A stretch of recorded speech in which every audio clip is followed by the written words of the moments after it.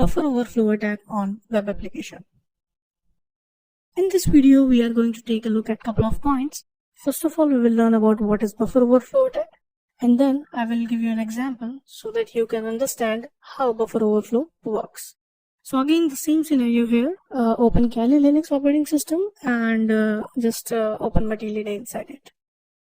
So here guys, you can see that we have opened the Matilda inside Kali Linux operating system, right? Inside the browser, and now I need to show you that how buffer overflow works.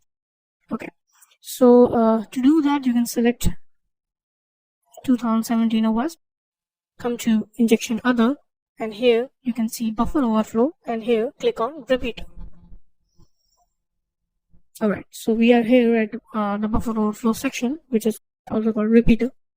So before performing these kind of practicals, you can click on hints and videos, and here you can click on buffer overflow. First of all, we need to take a look how it works. Okay, so what is buffer overflow? Buffer overflow may occur when input is too large to fit inside the space located. That's correct. Basically, the buffer has its own space, right? If the process wants to fill more data inside it, the buffer overflow occurs, correct? And at that time, what happens with the application? The web application crashes or hangs at that time. Alright, so you can see here that variables and arguments are limited in the amount of information they can hold before the amount of data exceeds to capacity. Okay, an unsigned byte can hold the number 255, but the number 256 will either cause an error.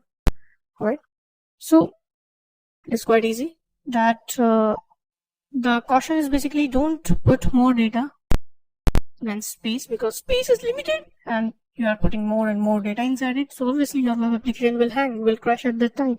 This is the case of buffer overflow, when you are trying to insert more and more data in the web server, but it cannot hold that data, so obviously your front end, your web application will hang or will crash again and again.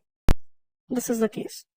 So an example is, if there is a search box in your website, and for example, if I type 1000 character word in the search box and hit enter, so what will happen? Basically, obviously it will search, right? Or if I want to insert it in the web server, so it won't. This is not possible because the limit is limited. You cannot put 1000 character word or 1000 character, basically the 1000 sentences inside the web server. It's not possible. Alright. So input validation is necessary, that what user is typing in the boxes, in the login pages, that needs to be, you need to observe, the web application needs to observe that what user is typing, right? And if it is above the basically the limit, then web application should give an error message to the user that you cannot put the data more than this space, right? Okay, so click on that. It is saying that please enter string to repeat. String to repeat and number of time it wants to repeat. For example, if I type, I want to repeat A, and how many times I want to repeat it. Alright, so this is a big number. This is not a small number, right?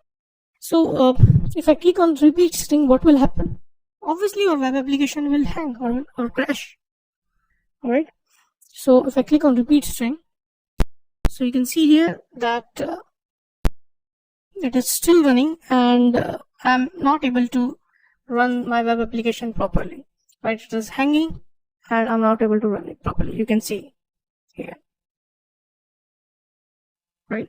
So it means your web application has been crashed because the data is basically above the limit, and you have not taken care of the limit of the web application. Because of that, it hanged or it crashed. This is not the problem of user. This is the problem of web application, because web application cannot store more data. So input validation is necessary. Take care what user is inputting in the web application. If it is above the limit, then give the error message to the user. Because I didn't get any error message from the web application, it means the web application is vulnerable to buffer overflow attack. Anyone can fill the data inside my website and anyone can crash my web application. Alright, so this is called buffer overflow attack. I hope you understand. So this is all about buffer overflow, and in the next video I'm going to show you that how you can perform brute force attack on a login panel or a login page of a web application. So thank you so much guys for your time.